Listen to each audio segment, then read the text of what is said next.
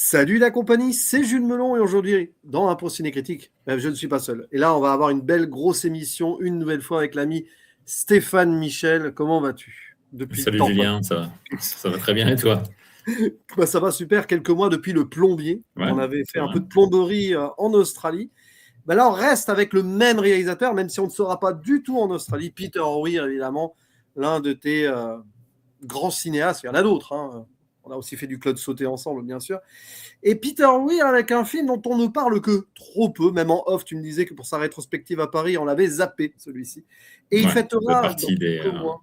Ah oui, c'est quelques mois, 40 ans déjà. Alors après Witness aussi, auquel on avait vraiment accordé un anniversaire, là, on n'est pas tout à fait cohérent sur la date, mais peu importe, on s'en fiche, de Mosquito Coast, ou Mosquito Coast tout court en français, voilà.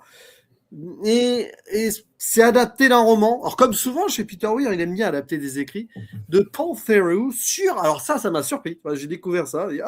Sur un scénario de Monsieur Paul Schrader, qui Ouais. est un des grands et cinéastes aussi, et scénariste du cinéma américain de cette époque-là. On est après, par exemple, Taxi Driver, tout ça ici. Dans une forme d'obsession, il y a quelque chose de schraderien aussi, bien sûr. Pour un projet d'ailleurs que Peter Weir voulait monter 2 ans auparavant, ça a été compliqué hein, parce qu'il fallait repérer, tourner en décor naturel, on en parlera. Et entre-temps, il a fait Witness. Donc c'est un projet qui lui tenait à cœur, même si c'est un film entre guillemets de commande ou qu'il a récupéré en cours de route et au casting dans le rôle principal, à contre-emploi. Ça a surpris beaucoup de ses fans à l'époque. Loin d'Indiana Jones, loin de Han Solo, Harrison Ford, mais quelque part dans Witness aussi, il était un peu à contre-emploi, même s'il faisait l'américain un peu héros quand même. Là, c'est pas vraiment un héros. Enfin, héros, ça dépend de quel point de vue et de voir son évolution par la suite. Pour jouer son épouse, alors britannique mais américaine aussi, Helen Mirren, qui plus tard sera connue pour The Queen, entre autres.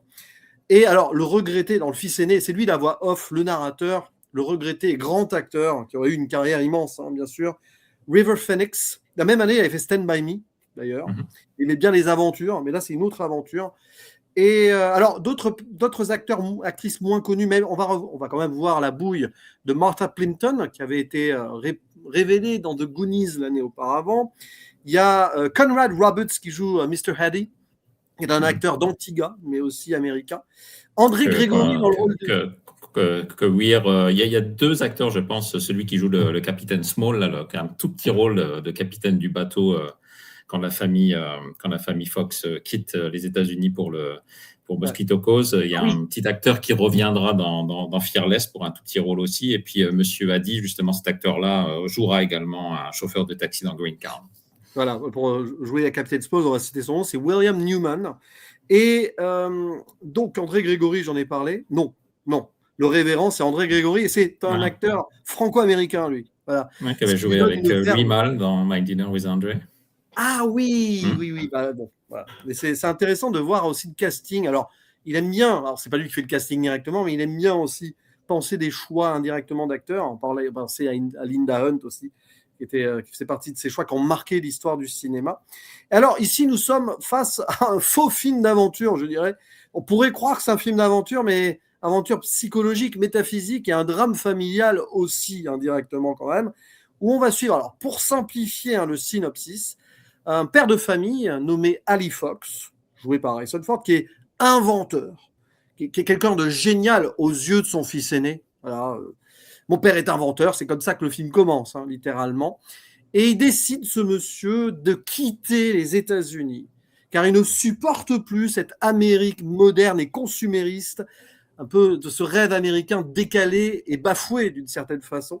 Et donc, mais quasiment du jour au lendemain, après avoir laissé pourrir ses asperges, c'est un détail comme un autre, il décide d'embarquer toute sa famille pour alors l'Amérique centrale, quelque part, près du Honduras, la côte du Moustique. Hein, c'est un endroit qui existe vraiment, même s'ils ont tourné plus dans le Surtout dans Belize. Belize. Surtout dans Voilà. Belize. Pour des questions de droit et de facilité. C'est peut-être c'est moins compliqué. C'est un pays du Commonwealth, le Belize, donc ça permet quand même plus de possibilités de droit, enfin oui, voir la possibilité de tourner quoi.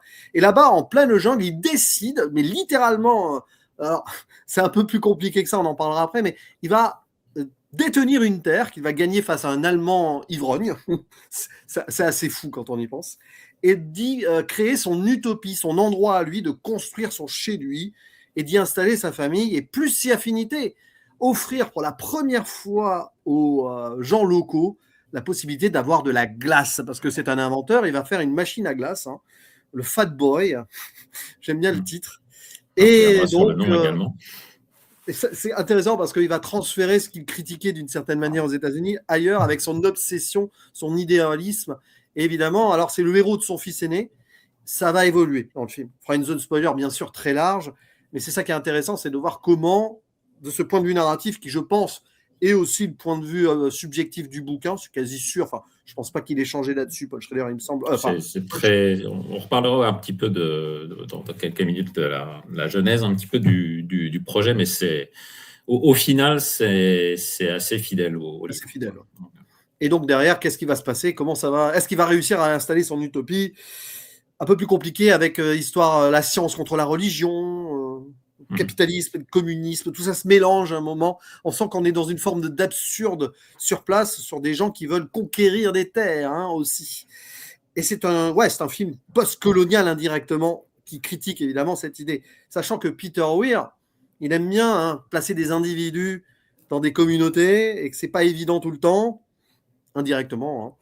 Alors, déjà, première question, il me semble que tu as découvert ce film assez tôt dans ta carrière weirienne, etc. Comment le situerais-tu en quelques mots, comme ça, en incipit, parmi donc, ces films? Parce que on peut le dire, il n'est pas trop apprécié, ce Mosquito Coast, ou du moins, on n'en parle pas beaucoup, paradoxalement. Effectivement, je pense que c'est un film un petit peu oublié. C'est un peu dommage. Comme tu le disais, oui, quand il y a eu la rétrospective à la Cinémathèque en 2024, il y a eu une sélection de ces films qui a été faite. Je pense qu'il y en a eu 8 sur les 13 qui ont été projetés. Et celui-là n'en faisait pas malheureusement partie. Donc, il y a eu quelques oublis comme ça. Donc, je pense pour des questions de programmation. Mais c'est un peu dommage, quoi, parce que je pense que c'est un film qui oui, a peut-être quelques défauts de précipitation par certains moments dans sa narration, mais qui au final est un film typiquement weirien, déjà, je dirais. Ça s'inscrit bien pleinement dans la suite de ces précédents films australiens. Comme tu disais, il y a cette confrontation d'un individu face à la communauté, face à la nature, face à la gestion de sa nature et comment la nature agit sur lui également. Il y a des notions qui sont très, très weiriennes, comme ça, dans le questionnement de son personnage principal. Et effectivement, c'est un film dont j'ai vraiment des très, très vieux souvenirs, bien avant de corréler un petit peu tous les films qui appartiennent à la carrière de Weir. Je pense que, comme on me le disait avant d'enregistrer, quand j'étais ado, Witness, c'était assez plutôt beaucoup diffusé à la télévision à l'époque. Et je pense que via Harrison Ford, via la popularité d'Harrison Ford à cette période-là des années 80, ça faisait partie un petit peu des films qui revenaient de temps en temps à la télévision. Et c'est comme ça que j'avais découvert. J'avais découvert d'abord adolescent à la télévision. Et j'en avais gardé quand même des souvenirs assez forts, même avant de bien connaître Weir, parce que par la figure d'Harrison Ford, parce que c'est quand même un rôle qui est assez marquant dans sa carrière, assez différent, assez singulier. Je pense que ça fait, pour ma part, ça fait partie de ses plus singulières et belles interprétations. Un peu comme ce film et Frantic de Polanski, par exemple, ça fait peut-être partie des deux rôles les plus singuliers que Ford a dans sa carrière, quoi. Qui sortent un peu des personnages peut-être positifs ou plus leader dans l'âme, etc. Donc peut-être un peu plus qui sont peut-être un peu plus faciles à aborder pour le public. Et ce personnage-là en particulier, il n'est pas facile à aborder par le public. Et il y en a eu d'autres comme ça, des personnages dans la filmographie de Peter Weir. On peut rapprocher ça à Fearless, par exemple. Si tu regardes le personnage de Max Clam dans Fearless, le personnage de Jeff Bridges, même chose. Ce n'est pas un personnage qui est très facile d'accès, qui est assez antipathique, qui peut frustrer justement le spectateur. Et peut-être c'est de là que vient justement l'insuccès public de ces deux films. Et alors, ce qui est intéressant, c'est que on en reparlera plus en détail, notamment à travers quelques images sélectionnées, mais il porte ce personnage, hein, Harrison Ford. Ah oui, il a été vraiment très très impliqué. Quand tu vois des interviews plus récentes d'Harrison Ford, c'est vraiment un rôle qui l'a profondément marqué, qu'il apprécie beaucoup. Il a toujours des bonnes choses à dire sur sa collaboration avec Peter Weir sur les 2 films qu'il a fait avec lui. Et oui, c'était un projet, je pense, sur lesquels à partir du moment où Weir et Ford ont été engagés, était très important pour eux deux. Alors, ce qui est assez intéressant aussi, comme tu le disais, c'est que c'est essayer de replacer justement ce film-là dans la carrière de Weir. Weir a eu connaissance du bouquin de Paul Theroux pendant qu'il filmait The Year of Living Dangerously, et c'est Sigourney Weaver qui lui a présenté le bouquin. Et à peu près à la même période, je pense que c'est l'un des producteurs, Saul Zaentz,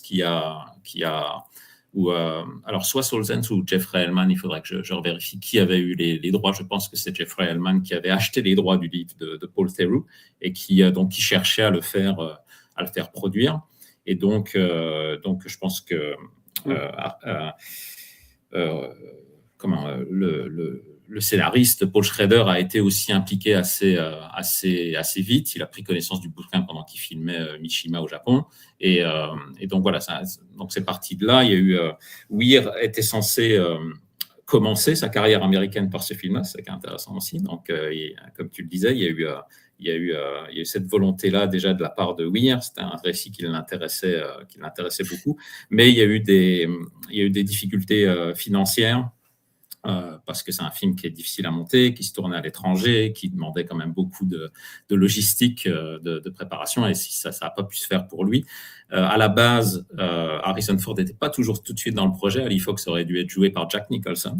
Ça aurait été très bien aussi, hein, autrement. Ça aurait été complètement plus différent. Évident. Ça aurait été plus évident, même, tu vois.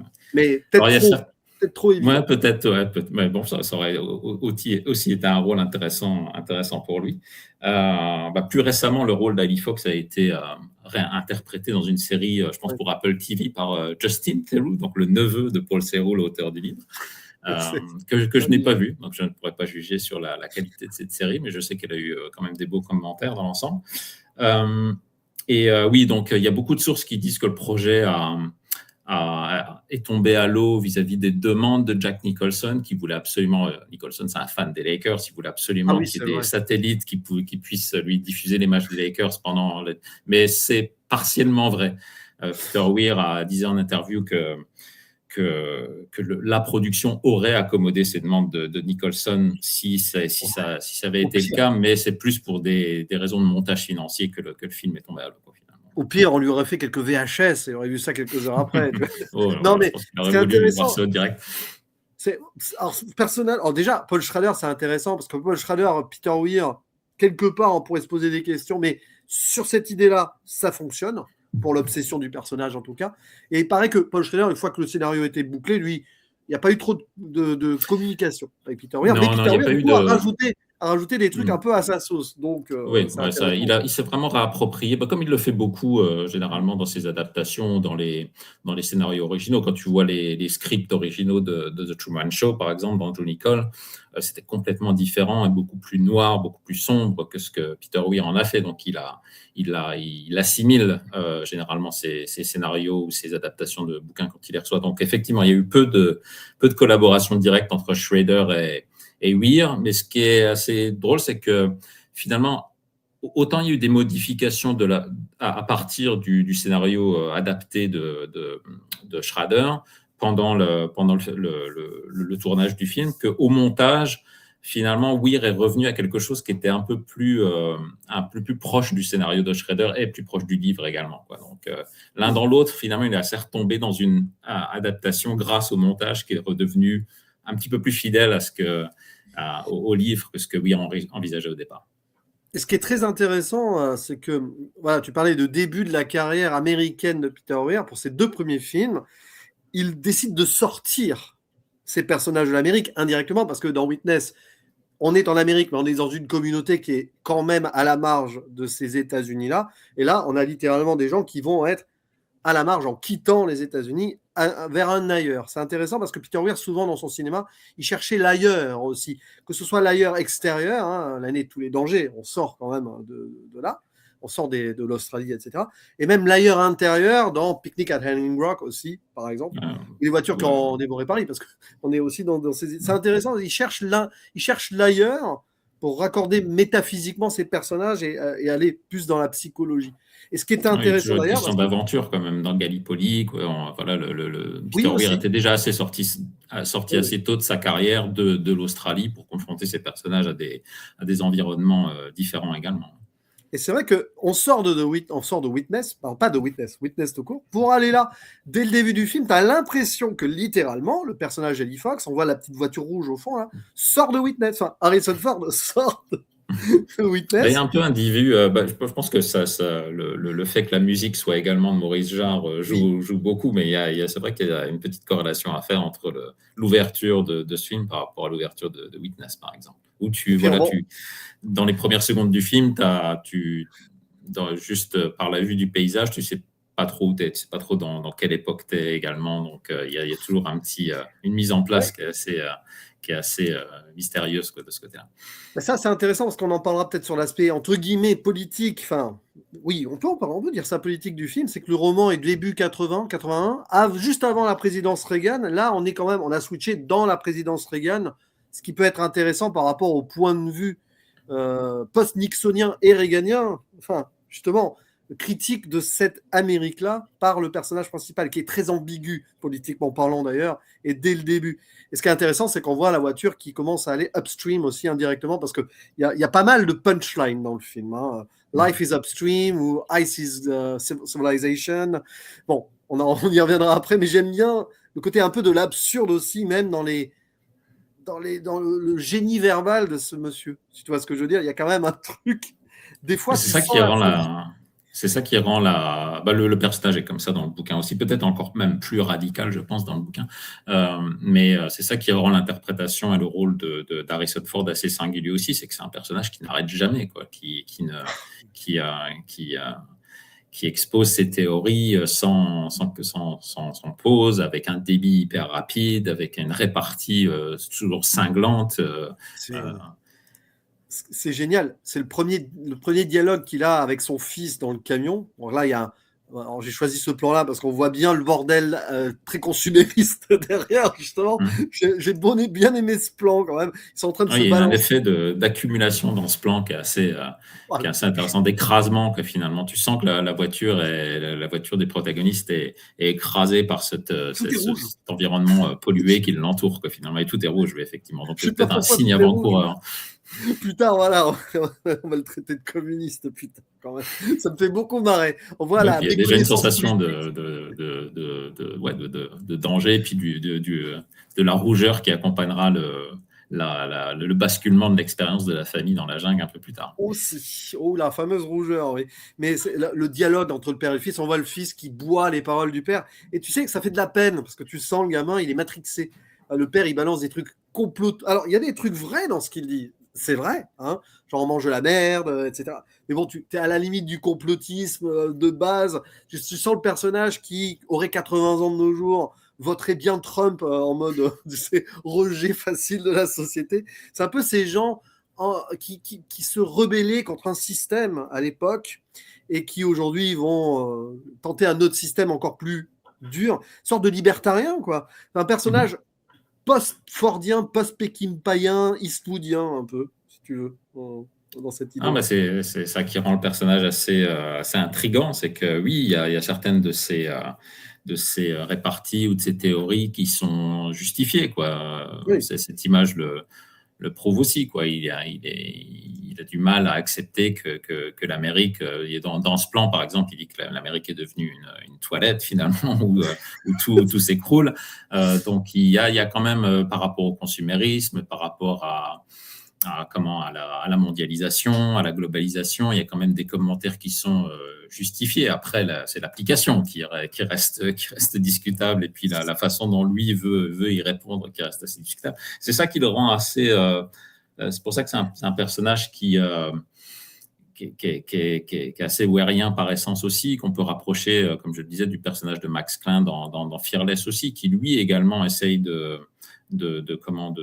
suite à une expérience assez singulière de crash d'avion, là, dans l'occurrence dans Fearless, essaye justement de diriger le monde à peu près à son idée, quoi, en fait, qui a vraiment des idées assez arrêtées sur comment le monde doit tourner autour de lui, et qui essaye dont l'application de ces théories, en fait, a des impacts qui se révèlent négatifs sur son entourage, voire son environnement. Et donc, c'est après, dans cette quincaillerie où on voit les limites, quoi. Oui, bon, etc. L'Amérique devient ce qu'elle devient, mais bon, on se méfie de ce qui vient de l'étranger aussi. On dirait la comparaison, elle est là, mais à peu près à la même époque, enfin 2 ans après, du coup, le personnage de Dick Miller dans Gremlins, quoi. Mais c'est ça, c'est des personnages, c'est des Américains un peu bourrus, qui en ont marre du système et tout, mais bon, en même temps, voilà. Sayonara, il fait des clichés un peu idiots envers le Japon. Il y a un petit écho. Et puis c'est là où tu vois l'ambiguïté du personnage aussi. Et puis là, c'est un petit écho justement dans l'image où tu montres, où lui utilisera des tronçonneuses après, une fois arrivé dans la jungle également. Donc il y a cette volonté de retourner à une nature, mais d'utiliser quand même les outils du modernisme d'une certaine manière. Donc il y a quelque chose dans la physicalité de Ford, là, comme tu le montres ici, qui est aussi il est assez voûté, il est trapu, il a une casquette dont là on ne voit pas forcément sur l'image, mais tu sens que le logo de la casquette a été arraché également. Donc je pense que il a vraiment, tu sens que Ford a vraiment essayé de construire le personnage physiquement. Ses lunettes sont un peu trop petites pour lui également, donc il y a quelque chose qui le rend qui illustre la façon dans laquelle il est enfermé dans ses idées, dans sa façon de penser, quoi, en fait. Son aspect physique, son habillement importe peu, quoi, finalement. C'est vraiment ses idées qu'il déclare à un débit assez impressionnant à tous ceux qui l'entourent, qui prime, finalement, je dirais. Tu te demandes si la pub existe vraiment. Je sais pas, ça serait intéressant de voir. C'est pas Richard Chamberlain, hein, à un moment, pendant un quart de seconde, qui a joué dans The Last Wave, qui aurait pu, en icône américaine, enfin, qui aurait pu faire ça aussi. Mais c'est vrai qu'en plus, le coup de la tronçonneuse, dans l'actualité, on va dire, récente géopolitique, on pense à ce président argentin aussi. Voilà. Mais ça n'a absolument rien à voir, c'est juste intemporel à ce niveau-là, quoi. Et tu sens déjà dans ces quelques scènes, on est très peu finalement, on est peut-être pendant une vingtaine de minutes au début du film qui se passe aux États-Unis avant que la famille quitte le pays, mais tu sens que tout son entourage est bien au fait de la personnalité d'Ali Fox, que ça soit le fermier pour lequel il travaille, donc qui a fait venir Ali Fox grâce au brevet d'invention qu'il a pu déposer, donc qu'il a fait venir comme tu disais, dans une ferme d'asperges pour qu'il puisse travailler sur une invention pour conditionner en fait le stockage des asperges, etc. Donc, mais qui réalise finalement après quelques mois à travailler avec lui que Ali Fox est vraiment centré sur ses idées à lui, quelqu'un de très très obstiné. Et puis tu vois ça par exemple dans ces scènes de magasin où dès que le personnage qui était sur la photo, là, qui était un des acteurs de Seinfeld d'ailleurs, le voit arriver dans le magasin, on sent qu'il y a déjà une appréhension de se confronter avec lui. Tu sens que dès qu'il rentre dans une pièce, il va bouleverser complètement son environnement, en fait.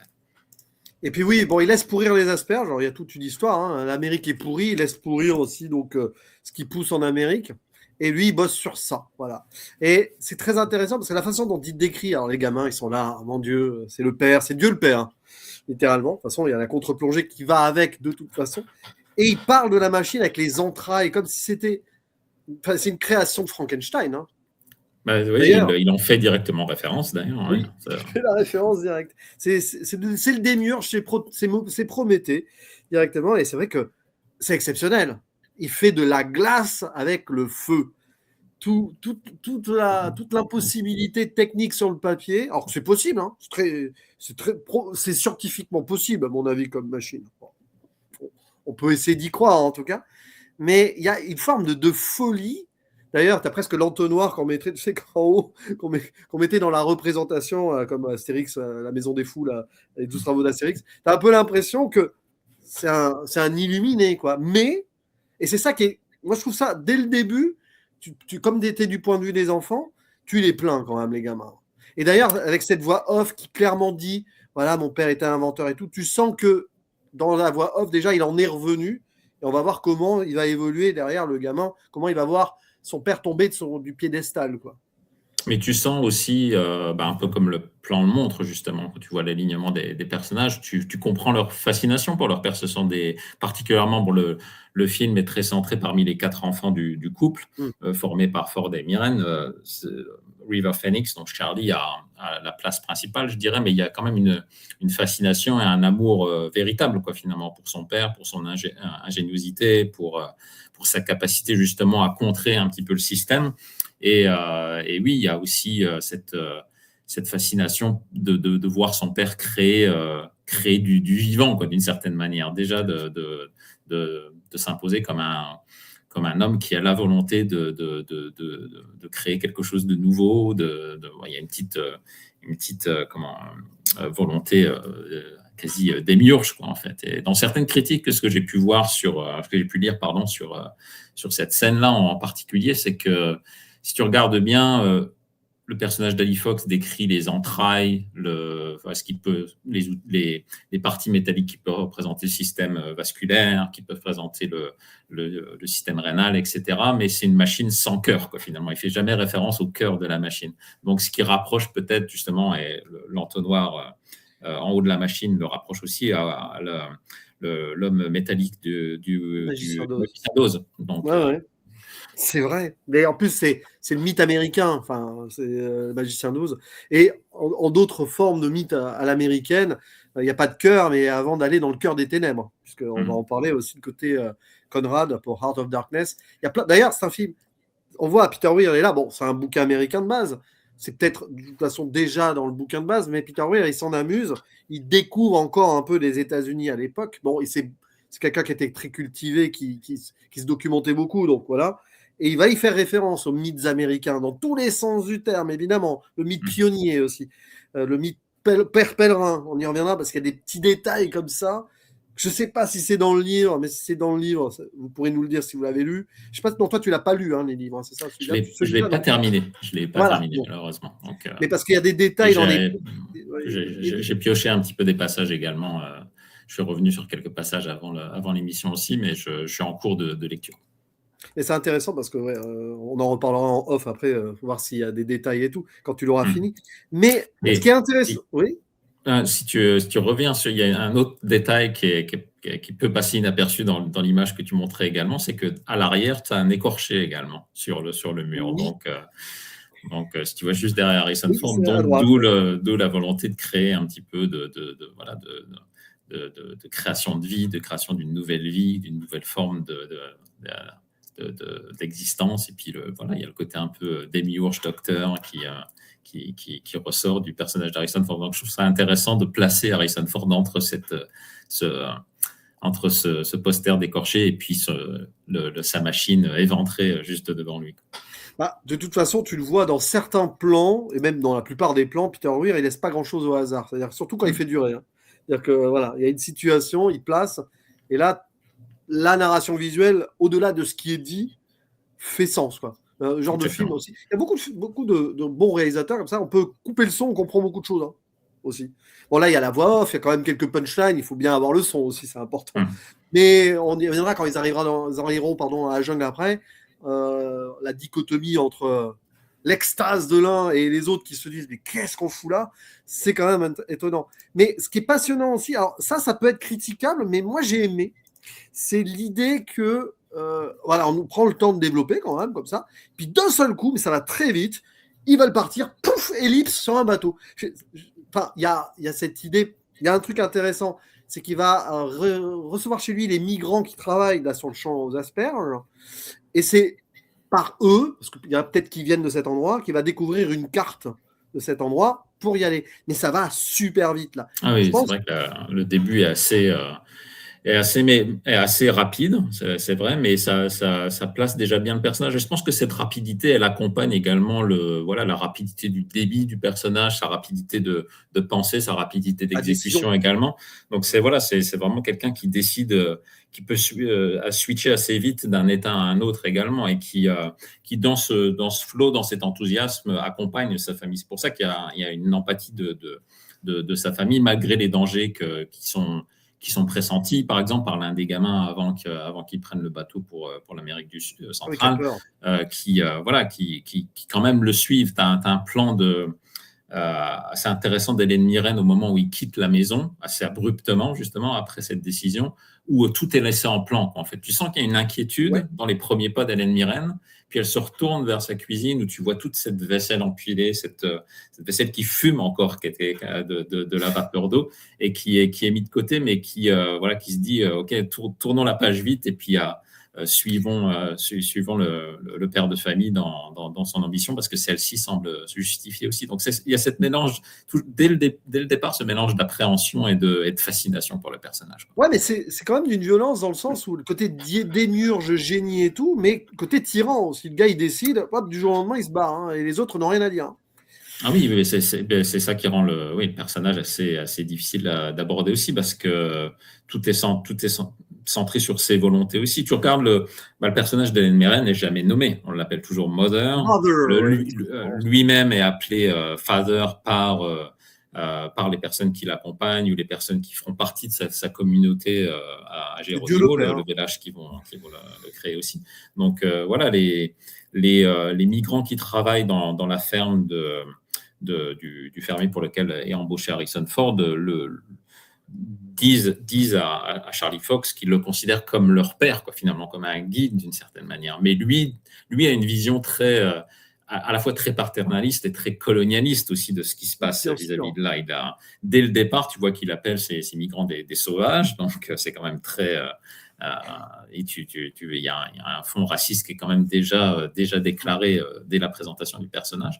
Donc il y a tu sens que c'est un personnage qui peut-être a des principes qui sont fondés d'une certaine manière, mais qui a une idée complètement biaisée de la situation globale. Puis après, alors, il y a ce bateau, tranquille, où il y a une confrontation que l'on pense, sur le papier, on se dit, ah oui, bon, c'est pour faire passer le temps, mais il y aura une grande importance plus tard, où à table avec donc le capitaine moustachu derrière, je sais pas, je l'ai vu ailleurs aussi, ce monsieur, peut-être dans d'autres films et tout, où il ressemble à d'autres personnes, je ne sais pas. Mais il y a cette confrontation à table où le commandant de bord reçoit donc à gauche les Fox, et à droite, le révérend et sa femme, alors très pieux. Alors clairement, le révérend, il y va en tant que missionnaire. Hein. C'est limite un gars d'un autre temps, encore des missionnaires dans les années 80. Bon, pourquoi pas. Hein. Tu sens quand même qu'on est dans le vieil Occident. Et alors là, c'est le clash. Et le pire, c'est génial, parce qu'il est là en mode... Ah, puis là, la femme qui est là, Jésus revient et tout. C'est vraiment la prière absolue. Et en face, au début, tu as l'impression qu'il s'y connaît, Fox. Il connaît les versets de la Bible, il l'a lu et tout. Il connaît les Écritures. C'est le journal de Dieu, mais c'est de la merde. En gros, direct, il jette un froid. Et tu sens quand même, bon, ça ne clash pas vraiment, là, ça n'a pas le temps, mais tu sens que ça prépare quelque chose. C'est malin comme scène. Alors, évidemment, ce sont des raccourcis scénaristiques, mais bon, dans le bouquin aussi, c'est de la fiction, après tout. C'est pas très important, ça. Et c'est marrant de voir ça, quoi. Parce que peut-être certains réalisateurs, à sa place, auraient fait l'économie de cette scène dans l'adaptation cinématographique, si tu vois ce que je veux dire. Ah, mais je trouve que ça crée un bon parallèle. Finalement, c'est un petit peu le révérend Spellgood, le nom en plus est assez significatif. Spellgood, c'est à la fois le sort et puis la volonté de faire le bien. Donc le nom du personnage est assez particulier également, mais c'est un peu les deux facettes de la même pièce finalement. Lui, le révérend missionnaire qui part en Amérique du Sud pour essayer justement d'évangéliser les populations que lui-même considère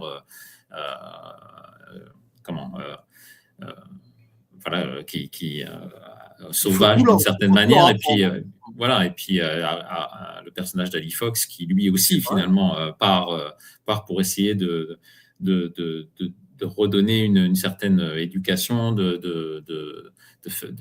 repartir à zéro sur une nouvelle terre également, mais tous les deux finalement partent un petit peu du même principe. Et je trouve ça intéressant justement que le personnage d'Ali Fox ait des bonnes connaissances de l'écriture, de la Bible, etc. Puisque voilà, c'est ce qui renforce un peu son côté démiurge d'une certaine manière. Mais ce qui est très intéressant, c'est que on a l'opposition science-religion, qu'on a beaucoup opposé dans l'histoire, mais en fait, science et religion à l'occidental vont causer les mêmes tracas et vont s'imposer ailleurs de façon différente, mais avec les mêmes dégâts. On en parlera des dégâts après, soit des dégâts culturels ou des dégâts écologiques aussi. Donc c'est intéressant. Finalement, dans cette opposition-là, il va y avoir les mêmes victimes hein, de façon différente en retour, quoi. Je pense que c'est un peu le combat. Voilà, c'est le combat des démiurges, mais derrière, le problème est ailleurs, quoi. Et c'est aussi une manière pour Weir, comme il le fait dans beaucoup des films de sa filmographie, d'injecter un petit peu des petits pics anti-autorité, quoi, finalement, qui reviennent souvent dans sa filmographie. Ali Fox, c'est quelqu'un qui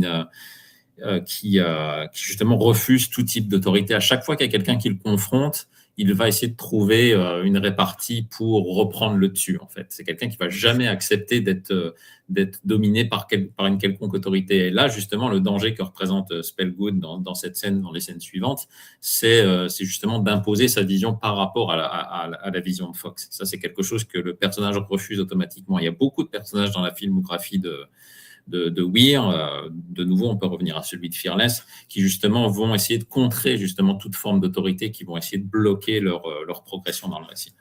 Ce qui est intéressant, c'est que cette scène de repas où on voit, ils se balancent des trucs, ils sont un peu dans leur monde, dans leur bataille. Il y avait cette scène un peu de repas aussi dans Le Plombier, rappelle-toi. En fait, le problème était ailleurs. Ouais. Non, mais c'est intéressant de voir un peu, c'est un peu de l'ironie là, on le sent. Et d'ailleurs, voilà, bien filmer tout le monde là, mais après, c'est des champs contre champs. Là, c'est le seul plan où ils sont ensemble. Avec les premiers seront les derniers, oui. Et d'ailleurs, ce qui est intéressant, c'est aussi une réflexion de quand on contextualise les versets de la Bible et tout, parce que là, si on contextualise, les premiers seront les derniers, c'est plus compliqué en fait. C'est intéressant aussi comme message, oui. Ne buvez pas n'importe quelle parole. Lisez vous-même et faites-vous votre propre opinion, parce que ça peut mal tourner. Et après, ce qui est très intéressant, c'est que là aussi, choix de Peter Weir, mais clairement, ils arrivent donc quelque part en Honduras, et il va prendre le temps, Peter Weir, de filmer la culture locale. Qu'on avait un peu ça dans l'année de tous les dangers aussi. Hein. Prendre le temps de nous donner, on va dire, l'ambiance. Comment on change. Et là aussi, beaucoup de réalisateurs auraient fait l'économie de ces scènes-là. Beaucoup de réalisateurs auraient fait le focus sur un dialogue qu'il aurait eu avec l'Allemand qui lui donne la carte. Qu'on voit, mais dont on n'entend rien. C'est intéressant, ça. Oui, il n'y a pas besoin de dialogue. Justement, c'est surtout on reparlera de l'ambiance du film qui est fantastique, quoi, je trouve. Vraiment un énorme travail sur le son dans ce film-là aussi. Mais justement, Peter Weir prend le temps d'exposer des scènes où les dialogues n'ont pas besoin d'être présents, finalement. Et tu comprends justement, tu comprends que déjà il y a une roublardise un petit peu dès l'acquisition de ce bout de terre par Ali Fox aussi. Tu sens que il y a tous ces signes avant-coureurs de danger qu'on voyait déjà dans les scènes aux États-Unis se poursuivent dès leur premier pas à Mosquitia. Ce qui est terrible, c'est que voilà, il va hériter d'une terre confiée, vendue, on ne sait même pas pour combien, hein, par un Allemand ivrogne. C'est pas bon signe. Enfin, le gars, il s'est probablement débarrassé du truc, et lui, il est là comme un fou. Il ne sait pas où il met les pieds. Et là, je suis le maire de Geronimo. Bon, c'est ça qui est assez perturbant finalement dans ce film-là. C'est là où on voit un petit peu l'ambiguïté du personnage qui est tellement. C'est un inventeur, il est rationnel, il a une capacité de penser assez vif aussi. Donc tu te demandes, mais comment un homme comme celui-ci peut se faire avoir par quelque chose de si suspicieux que la vente d'un terrain comme celui-là. C'est tout bête. Alors bon, déjà, Geronimo, c'est une chose. On revient au mythe américain aussi. Bon, c'est voilà. Mais c'est tout simplement parce que il va pouvoir devenir Dieu dans son endroit à lui. C'est tout. C'est le côté mégalo du gars qui, à un moment, malgré son génie et son côté très intelligent, c'est cette obsession, cette mégalomanie qui prend le dessus là. Et le fils, il est là à côté, comme le père. Il regarde encore. Magnifique regard. River Phoenix avait beaucoup de choses très fortes dans le regard, hein, dans son jeu. Entre autres. Oui, C'est, entre parenthèses, c'est un peu ça qui a conduit Harrison Ford à proposer Oui. Phoenix pour l'interpréter jeune dans La Dernière Croisade, par exemple. C'est par rapport à la collaboration et puis l'impression que le jeu d'acteur de Phoenix a laissé sur Ford. C'est vrai que il est au-dessus du lot pour son âge, ça se voit dans le film. Enfin, tu vois beaucoup d'acteurs de son âge, de l'époque, ou avant ou après. Il a une maturité et en même temps alors, je vais pas dire fragilité, mais ce côté un peu incandescent et innocent de la jeunesse en même temps.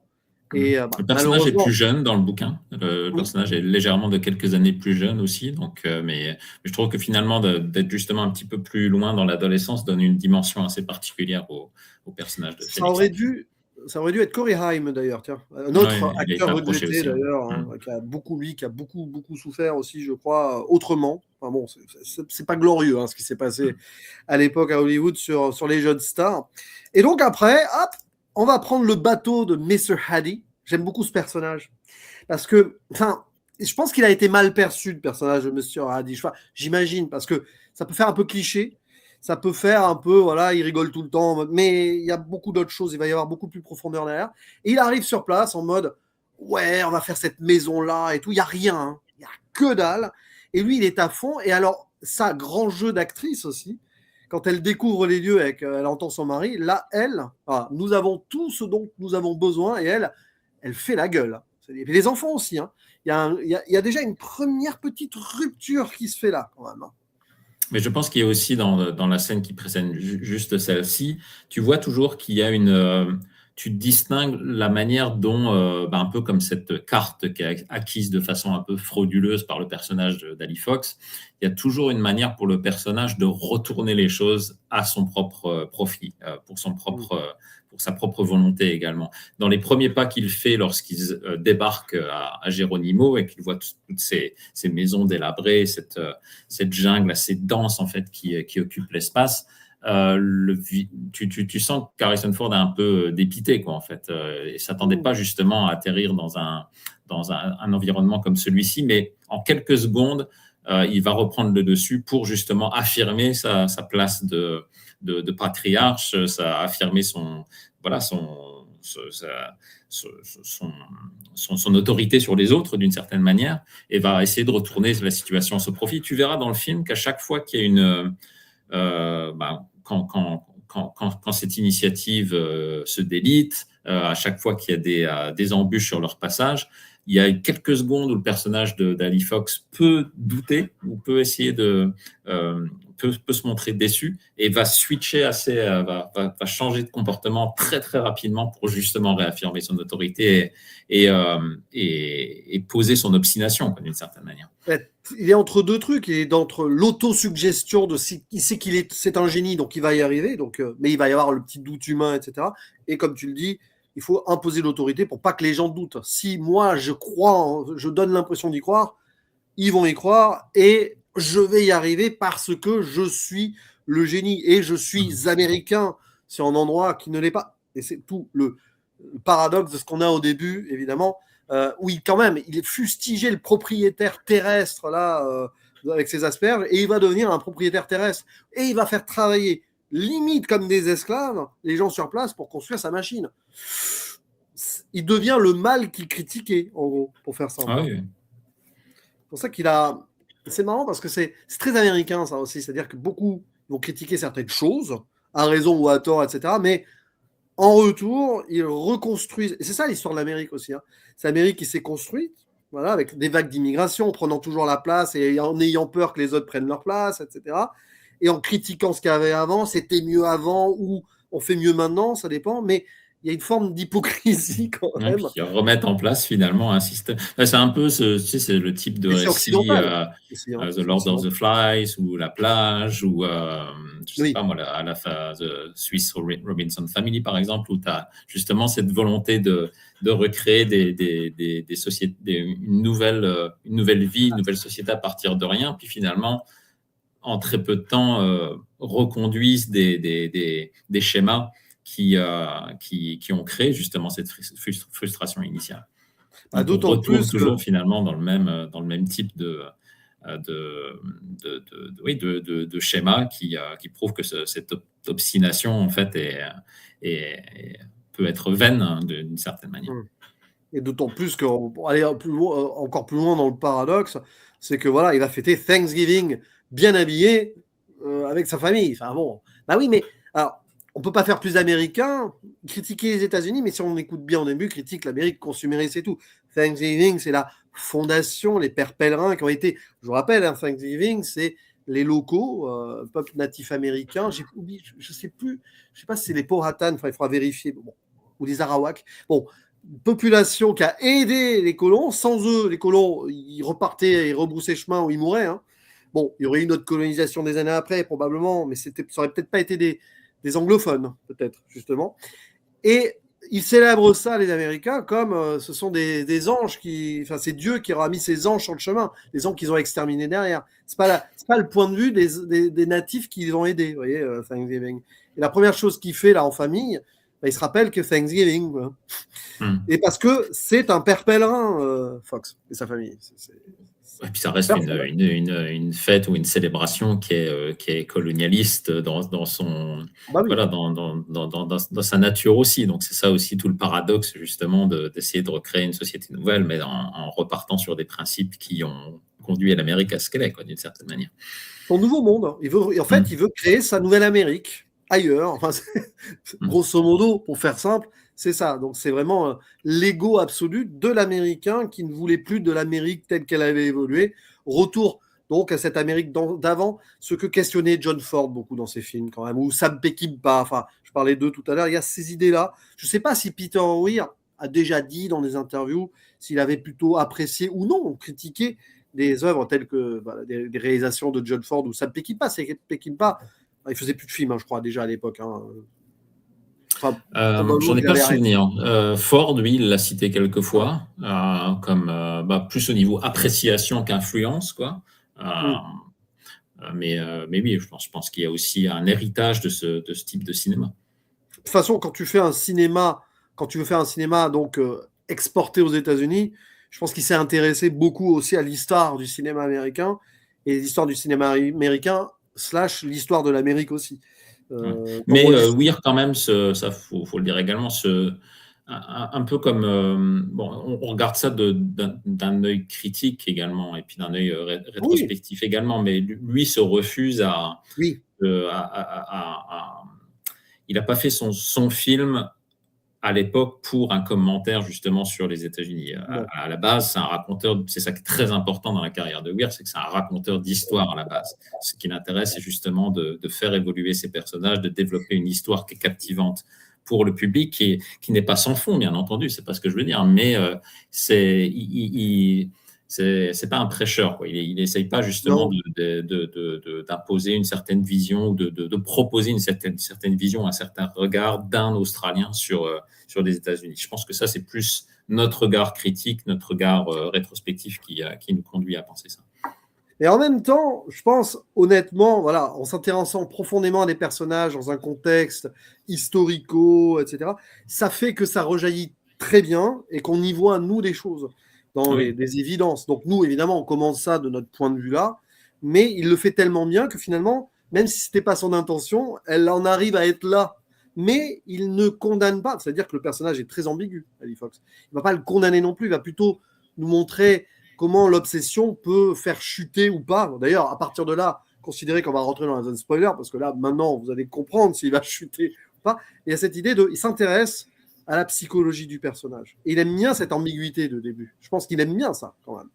Et même dans l'année de tous les dangers, vous voyez, il y avait des ambiguïtés aussi morales. Hein, de toute façon. Oui, le personnage de Guy Hamilton dans l'année de tous les dangers est très, très ambigu de ce côté-là. Mais on parle souvent justement de cette récurrence de personnages un peu poissons hors de l'eau qu'il y a dans la carrière de Weir, de personnages isolés par rapport à un environnement, à une société. Mais ce qui est très important dans les personnages qu'il développe dans sa filmographie, c'est leur obsession également. L'obsession, c'est un thème assez récurrent. Tu penses à la gérante du collège Appleyard dans Picnic à Hanging Rock, au maire de Paris dans Les voitures qui ont mangé Paris. Il y a toujours cette idée justement d'avoir Et Dieu. voilà, une idée. N'oublie pas Dieu, Ed Harris dans The Truman Show. Ouais, aussi. Ça, Là, ça fait c'est partie de ces personnages justement qui essayent d'imposer une certaine autorité par rapport à un certain environnement, par rapport à un certain groupe de personnes, par rapport à une certaine, un le certain groupe principal dans social Dead qui. Society. Enfin bon, Mhm. il y a toujours quelqu'un qui essaye de, et parfois ou malgré lui ou par ses obsessions ou par le conformisme là. Et puis alors, l'obsession, elle est représentée. Alors c'est magnifique. Là, on est dans Fitzcarraldo. Pratiquement, enfin, il y a un côté. Alors, de toute façon, Herzog, on y pense pour le décalage dans la jungle avec les gens avec leur obsession. Aguirre et Fitzcarraldo, bien sûr. Je ne sais pas si Peter Weir s'est revendiqué ou non de Werner Herzog, mais bon, quand tu aimes le cinéma, tu as forcément vu et ou aimé Fitzcarraldo ou Aguirre dans les années 80. Là, particulièrement, je pense que ce film-là, on en avait parlé un peu avec, quand on avait fait l'émission avec Samir. Ouais. Enfin, sur Peter Weir il y a quelques années. Justement, oui, là, c'est vraiment Fitzcarraldo qui vient en tête, justement, vis-à-vis de ça. Il y a deux scènes, moi, qui me font très vite penser à ce film. Il y a une scène juste un peu avant la construction de cette structure où Ali Fox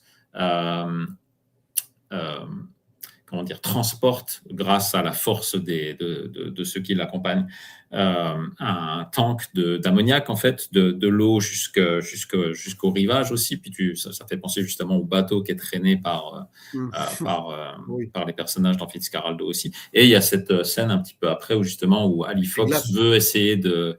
Donc cette machine est construite pour créer de la glace à partir de rien, sans électricité, juste par une combustion. Enfin, le principe n'est pas forcément expliqué, mais tu comprends qu'à partir du feu et des quelques éléments chimiques, Ali Fox parvient à créer de la glace au milieu de la jungle, et que cette glace représente justement un nouveau pas vers la civilisation, parce que voilà, la glace sert à conserver les aliments, à soigner les plaies, etc. Et cette glace, il veut la transporter au cœur de la jungle pour la faire, pour montrer la puissance de cette création à ce qu'il considère comme des populations primitives, d'une certaine manière. Et là, justement, dans ce transport de cette glace dans la jungle, il y a quelque chose de très Fitzcarraldien, d'une certaine manière. C'est même aguirresque, dans la folie absolue. Mais ce qui est très incroyable, c'est que dans cette idée, comment la machine fonctionne, on ne sait pas vraiment. C'est vraiment Deus ex machina, dans le sens global du terme. La big fat boy. Il faut voir le truc, c'est immense. Ça a été construit apparemment pour le film. Ils ont construit ça parce qu'on voit, il n'y a pas d'effets spéciaux. Et ce qui est très intéressant là, c'est qu'on est du point de vue des gens locaux qui voient ça. C'est-à-dire qu'on voit, il y a champ contre champ avec eux. C'est passionnant parce que de leur point de vue là, c'est quelque chose de funeste quand même. On voit, c'est menaçant. La photographie de John Searle, on n'en a pas parlé, elle fonctionne parfaitement. Il y a un moment, il y a un switch de photographie à partir de là. Souvent, ça va s'obscurcir. C'est beaucoup moins. C'est pas la jungle, c'est pas le paradis, quoi. C'est ça qui est très intéressant, justement. Oui, effectivement, il faut souligner le travail de John Searle. Donc, John Searle qui poursuit une longue collaboration avec Peter Weir. Il était opérateur caméra alors que Russell Boyd était directeur de la photographie sur beaucoup des films en Australie, je pense depuis Picnic à Anglecock jusqu'à L'année de tous les dangers.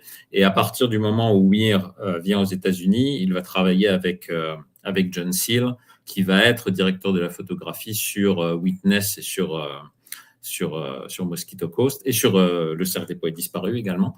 Et c'est justement, il y avait une volonté il est passionnant à écouter.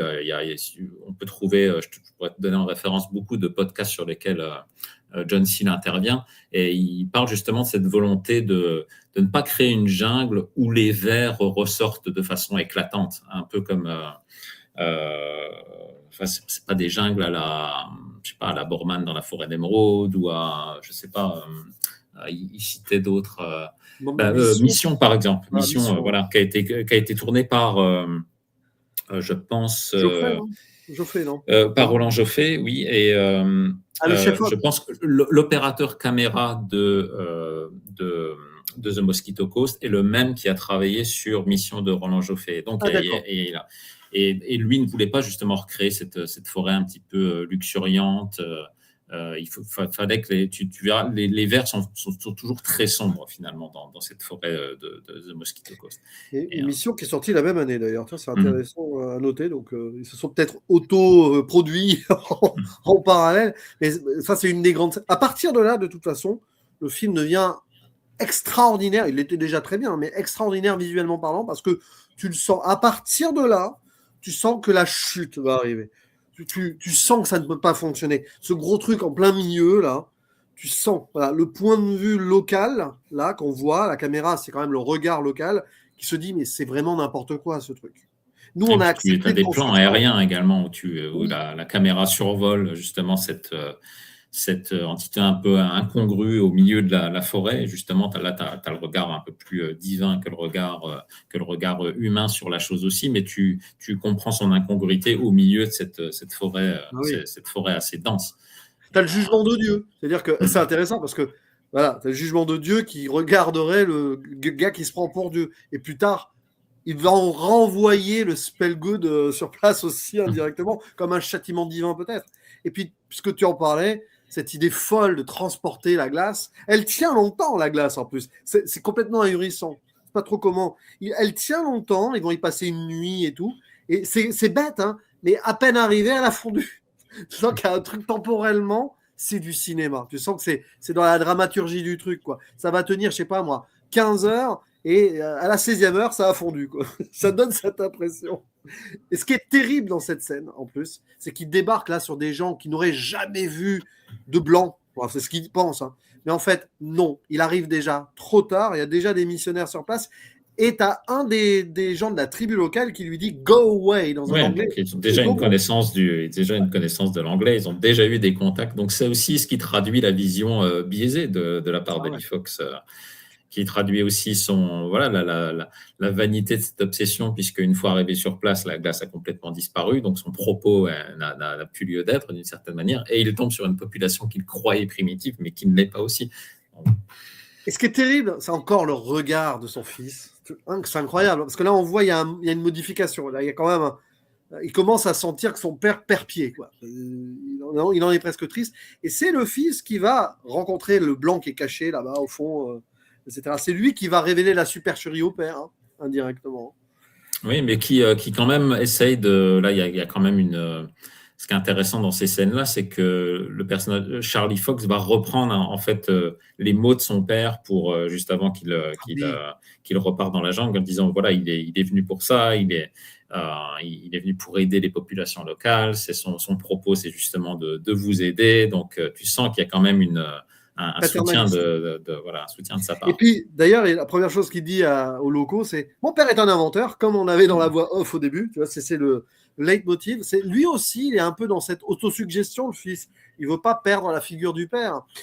Et c'est violent parce que, d'ailleurs, on n'en a pas parlé, mais indirectement, on voit qu'il n'y connaît rien, le gamin. Enfin, on ne sait pas comment ils ont été élevés, là. Est-ce qu'il va à l'école? C'est même pas sûr. On sent que c'est peut-être éduqué à la maison et tout. Et quand il rencontre pour la première fois cette jeune fille, qui veut le draguer, Martha Plimpton, la fille du révérend sur le bateau, elle lui dit des trucs, le drive-in et tout, il fait semblant de comprendre, et il capte que dalle, quoi. Et il sait même pas gérer une interaction avec une fille qui le drague. Il sait même pas ce que c'est potentiellement la séduction, ni potentiellement une histoire d'amour, quoi. Il est complètement démuni, le gamin, en fait.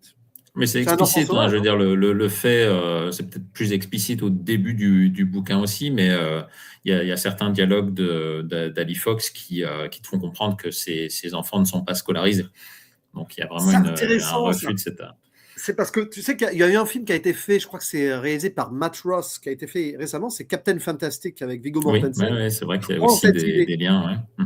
Et un peu plus à l'américaine, mais intéressant aussi. Il faudrait que je le revoie, Captain Fantastic, parce que j'avais beaucoup aimé à l'époque, voir s'il vivrait un second visionnage. Il y a des parallèles, oui. Ouais. C'est vrai que là-dessus, mais c'est beaucoup plus... Quoique, c'est intéressant. Voilà. Et ce côté survivaliste, hein, les Américains, ils aiment beaucoup aussi ces histoires-là. Et donc, après, la chute ne fait que commencer, parce que quand il revient, alors c'est double dose, hein, quand il revient donc, à Geronimo, il se rend compte que le révérend est revenu. Il y a déjà eu une joute verbale avant, enfin, on sent que de toute façon, hein, quand je parlais de châtiment divin, ce personnage qui revient, c'est pas anodin. Et il y a des gens de Geronimo qui ont décidé de suivre le révérend. Donc il a déjà perdu. Il commence à perdre même son territoire, commence à être corrompu par son immense ennemi. Ça en est. Et sur le moment, tu te dis, c'est presque triste quand même. Mais tu te dis, c'est terrible parce que tu es dans ce double truc où tu te dis, bah, il l'a cherché en même temps. Il fait, bon. Mais le pauvre, tu vois. Le pauvre, en plus pour les enfants, peut-être. Il y a ça aussi, mais finalement, si tu regardes la progression du récit, cette fonte de glace, elle fait un peu pivot dans la narration, parce que jusqu'à présent, même si tu comprends l'obstination du personnage, même si tu comprends les dangers auxquels il fait face, ça a l'air de marcher son histoire d'une certaine manière. Le village la construction du village se passe bien. Il y a une espèce d'harmonie qui est visuellement illustrée par les vêtements qui sont portés par la communauté. Il y a un des membres de la communauté qui voit un vêtement jaune cousu par Hélène Mirren pour l'une de ses filles et qui finalement va servir de couleurs communes finalement à toute cette communauté qui est jaune, qui ressort finalement dans cette forêt assez sombre et qui va s'opposer justement aux couleurs un peu plus ternes du révérend et plus de son côté un petit peu plus rigide. Donc tu sens qu'il y a quand même une harmonie qui se crée, quoi. La machine marche au début, tu sens qu'il y a un commerce qui commence à se créer vis-à-vis de cette glace-là, que les populations locales viennent chercher ce que Ali Fox a pu créer aussi. Donc tu sens que jusqu'à ce point-là, finalement, malgré tous ces aspects négatifs, ça a l'air de marcher un petit peu son affaire. Et puis finalement, à partir du moment où il s'enfonce dans la jungle et que la glace fonce et que voilà, leur chemin croise ceux de mercenaires qui vont finalement faire basculer complètement cette idée-là. Si l'obstination avait pas justement atteint un cran supérieur, peut-être que son idée aurait pu se maintenir. Mais c'est parce que c'est ça, on va dire, c'est le côté l'égocentrisme absolu, très à l'américaine, voilà, on est en un endroit, tout se passe bien, il faut s'étendre. Voilà, c'est un peu ce que dit aussi le fermier au début du film. C'est le personnage d'Ali Fox, c'est un excentrique qui parfois a raison. c'est un peu ça, c'est que voilà, sur certains aspects il a raison et puis finalement quand l'obsession est poussée trop loin, tout s'effondre. Mais après, on en revient à la méconnaissance aussi d'avoir cette carte, d'avoir acheté les terres et tout, mais la méconnaissance probablement géopolitique des lieux, où donc on a des mercenaires, des rebelles et tout, qui gravitent autour. Et ça, il en sait rien. C'est peut-être pour ça que l'Allemand, il s'est barré, qu'il s'est mis à picoler, parce que peut-être c'est probablement ça d'ailleurs. Et du coup, il se fait en effet un moment, tu as des gens qui débarquent de nulle part, qui veulent, ironie du sort, s'installer dans sa maison. Voilà. Alors, bon, c'est là où ça va très vite aussi. C'est presque trop rapide. On méritait un peu plus de développement et tout. Mais c'est un peu comme au début, quand il décide de partir très vite. Là, il décide très vite, lui aussi, de tuer ces rebelles en les enfermant dans sa machine. Et du coup, indirectement, en créant le chaos, parce qu'il ne réfléchit pas, en fait, quelque part. Tu vois ce que je veux dire? Ça va mal se terminer. C'est là où la machine C'est là où la machine de... oui, folie, c'est discutable. C'est juste, c'est peut-être une obsession poussée trop loin qu'une véritable folie, quoi, en fait. C'est là où la machine de création devient une machine de destruction, finalement. En plus. Et c'est aussi... c'est là où le nom de la machine est intéressant, parce que Fat Boy, c'est une contraction de Fat Man et Little Boy, qui étaient les deux surnoms des bombes atomiques. Je me disais bien qu'il y avait un truc là-dessus. Je n'avais pas vérifié, mais en effet, maintenant que tu le dis, le nom, ça faisait très... Ouais, bah c'est encore pire, tu vois. Donc, tu sens qu'il y a déjà une prémonition, même dans le nom, au moment où il crée sa machine à petite échelle aux États-Unis, il y a déjà une prémonition de ce côté-là, en fait. Et d'autant plus que quand il va y avoir donc l'explosion, voilà. Alors moi, c'est une scène exceptionnelle, parce que, alors là, tu parlais du travail du son. Il se passe un truc hallucinant sur cette scène. Alors moi, j'ai pas montré l'explosion, je montre ça. Alors, voilà, ça c'est un jeu absolu de Harrison Ford. Il joue celui qui perd tout. Et je sais pas si tu te souviens, mais à ce moment-là, il y a un sound design où son cri est presque industriel. Ah C'est oui, comme si mais c'était une machine qui criait. C'est presque l'invasion des profanateurs. Il y a un truc complètement surhumain dans son cri. et il y a Enfin, quelque chose de très démoniaque finalement ah oui. que l'image montre, quoi. L'effet que les pupilles soient surexposées, que le rouge soit présent sur son visage aussi. On passe vraiment voilà, d'un personnage qui bascule d'une volonté démiurge à une conséquence démoniaque finalement. Et oui, comme tu le dis, là, le travail du son finalement, Peter Weir a travaillé avec un génie du son qui s'appelle Alan Splett, qui a travaillé avec David Lynch notamment, qui a travaillé avec Anthony Minghella sur le patient anglais, euh, qui, qui fait un peu partie de cette vieille garde des éditeurs son, quoi, finalement, du cinéma américain de l'époque aussi, qui a fait vraiment un travail exceptionnel. Quand tu entends le son de la machine au moment de la création de la glace, par exemple, il y a quelque chose à la fois guttural, de mécanique, Eraserhead. ouais, il y a un peu de ça aussi, quoi. Mais, bah oui, quand tu vois Il a le peut-être travail bossé sur Eraserhead, ce monsieur, du coup. Tu dis qu'il a travaillé sur je sais Lynch. qu'il a travaillé sur Blue Velvet. Il faudrait vérifier s'il a travaillé mais il a fait quelques films avec Lynch, effectivement. Et c'est vraiment c'est quelqu'un qui allait justement prendre des sons dans la forêt pour essayer de les exacerber lorsqu'ils sont utilisés dans les films. Son travail du son sur le Cercle des poètes disparus, il est fantastique également. Il a continué à travailler avec lui sur ce film-là également. Donc, non, là, il y a là Et ben aussi. oui, il a travaillé sur Eraserhead. Ouais, Voilà, Alan ok. Splett.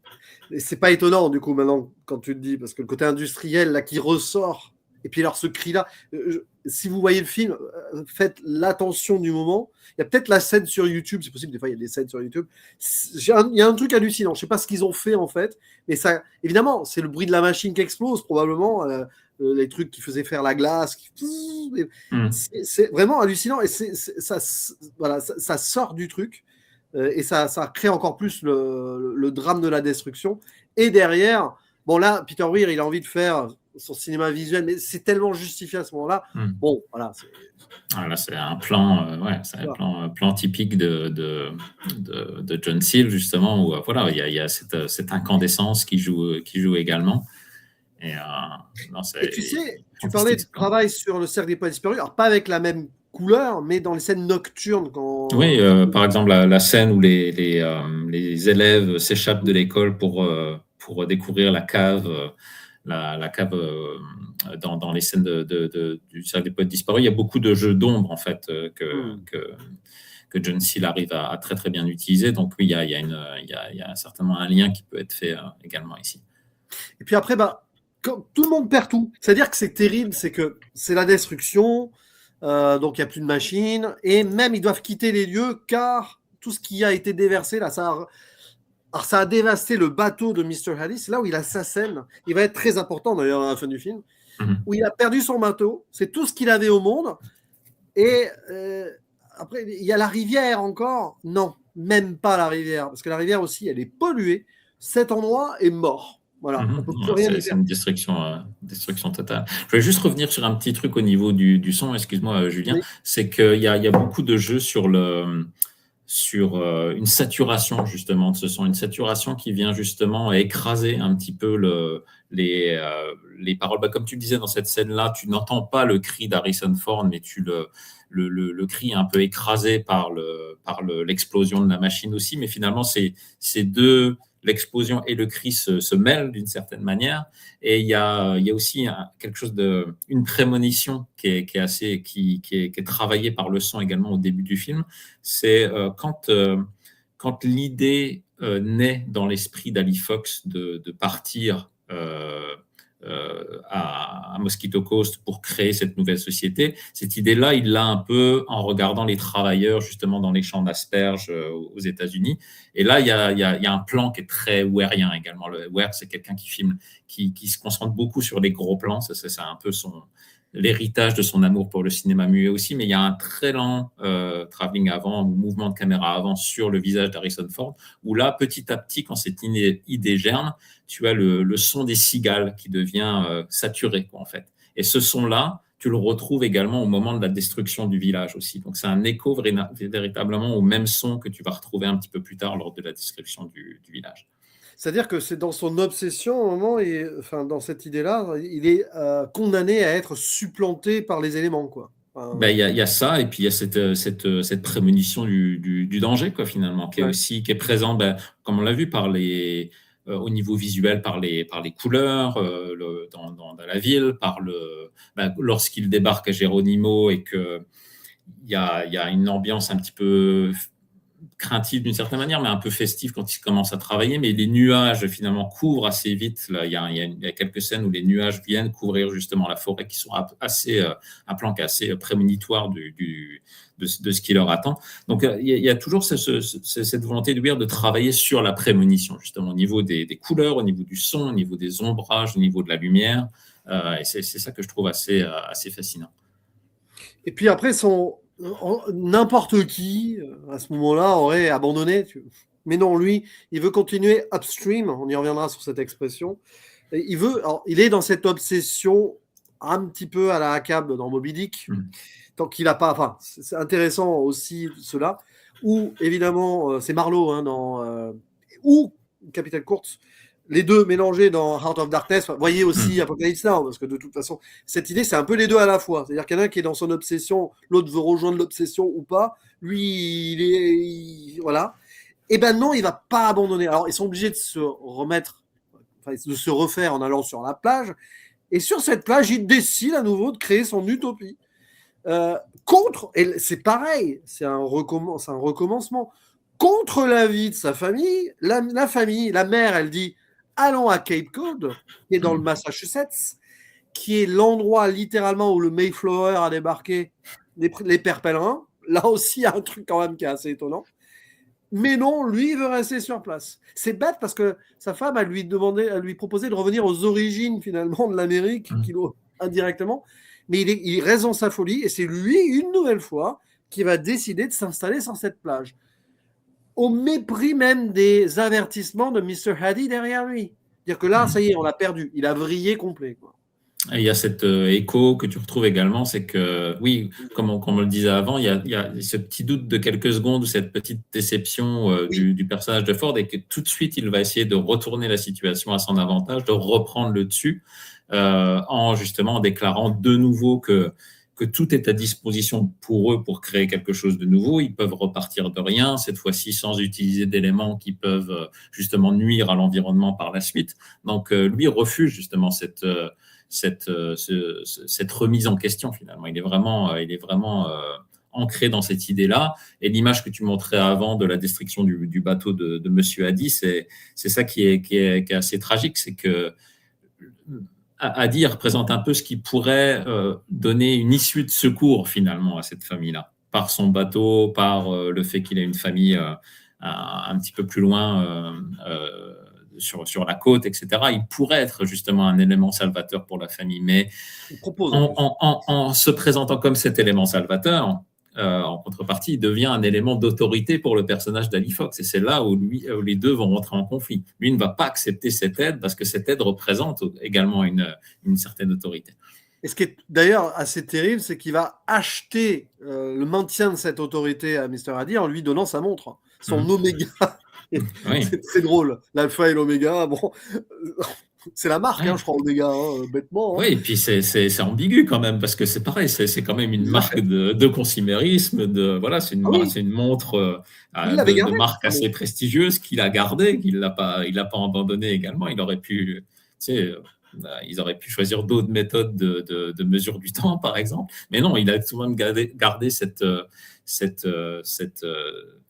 objet très symbolique du consumérisme, de la commercialisation. Et puis, c'est comme ça qu'il va essayer d'acheter un petit peu le départ de Monsieur Haddy, d'une certaine manière. Ce qui est très intéressant, c'est que Mr. Haddy va en acheter un voilier. Après, qui va appeler Oméga. On est dans l'ironie absolue. Et ce voilier va être peut-être une porte de sortie quand même. Donc finalement, indirectement, avec cette montre, il va sauver, enfin indirectement, parce que lui, il est insauvable, j'ai envie de dire. Et alors, évidemment, le châtiment divin jusqu'au bout, là, on n'est plus dans le rêve de Last Wave. L'apocalypse arrive vraiment. Là aussi, toujours beaucoup d'eau dans les films de Peter Weir aussi. Ça se termine toujours par des averses. même Truman Show. C'est terrible. Et là, oui, alors là, vraiment, le châtiment divin entre Truman Show qui est piloté par le personnage de Harris.